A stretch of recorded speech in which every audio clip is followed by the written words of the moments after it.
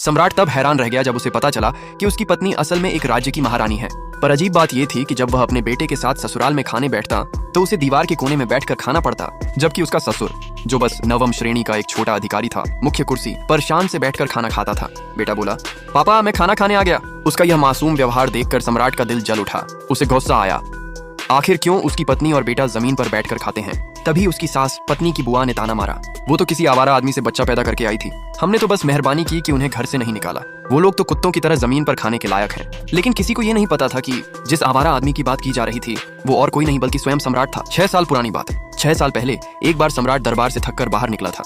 अचानक उसे चक्कर आने लगे। उसे पता चला कि राजमाता उसकी माँ ने गुप्त रूप से उसके खाने में जहर मिला दिया था, क्योंकि वह चाहती थी कि सम्राट जल्द ही किसी से विवाह करे और उसे पोता मिले। सम्राट बेहोश होकर सड़क पर गिर पड़ा। उसी समय उसी शहर में एक लड़की को भी किसी ने छेड़ दिया था। वो उसकी पत्नी की बुआ थी जो उससे जलती थी। दोनों की हालत एक जैसी थी और जब नौकरानी इलाज ढूंढने निकली तो सम्राट और वह लड़की सड़क पर एक दूसरे से टकरा गए। दोनों ने एक दूसरे से कहा, मुझे झाड़ दिया गया है, और इस तरह से किस्मत ने उनका मिलन करा दिया। उसी रात वह लड़की गर्भवती हो गई। 18 साल बाद। उस समय वह लड़की अविवाहित थी। जब वह माँ बनी तो उसके पिता और बुआ ने उसे परिवार की शर्म कहा। उसे नौकर बना दिया गया, यहाँ तक कि उसके बेटे को भी सबके सामने नीचा दिखाया जाता था।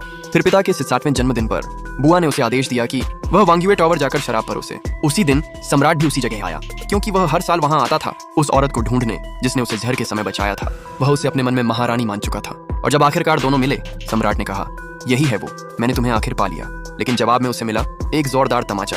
तुमने मुझे मारा क्यों? तुम निकृष्ट आदमी, तुमने मुझे उस हाल में छोड़ा और मुझे 6 साल अकेले झेलने दिए। सम्राट को तभी पता चला कि उसी स्त्री ने उसके बेटे को जन्म दिया था। वह अब राजकुमार था। ये जानकर सम्राट बहुत भावुक हुआ। उसने कहा कि वह तुरंत उसे महारानी का दर्जा देगा। लेकिन महिला को यकीन नहीं हुआ। उसे लगा यह आदमी झूठ बोल रहा है और वह फिर से भाग जाएगा। सम्राट ने उसे रोक लिया। अगर तुम मुझ पर भरोसा नहीं करती तो मुझे आजमाओ।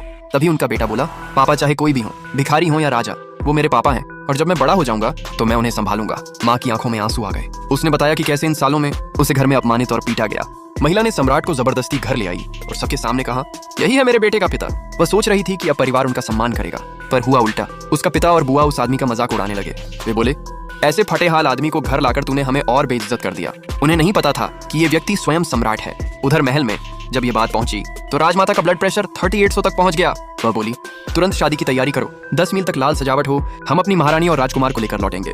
घर पर महिला के पिता ने अपनी बेटी और पोते को फिर से जमीन पर बैठाकर खाना दिया, जबकि खुद ऊंचे आसन पर बैठ गया। ये देखकर सम्राट का खून खौल गया। उसने पूछा, तुम अपने ही परिवार के साथ ऐसा व्यवहार क्यों करते हो? लेकिन किसी ने उसे गंभीरता से नहीं लिया। पिता ने ताना मारा, मेरी दोनों असली बेटियां उच्च अधिकारियों के घर ब्याही हैं और तू एक गरीब को घर लेकर आई है। महिला ने अपना सारा जमा पैसा निकाला जो उसने सालों में बचाया था और कहा, इसे ही हम शादी का तोहफा मानेंगे। पिता ने यह सुनकर गुस्से में उसे थप्पड़ मारा, तू घर का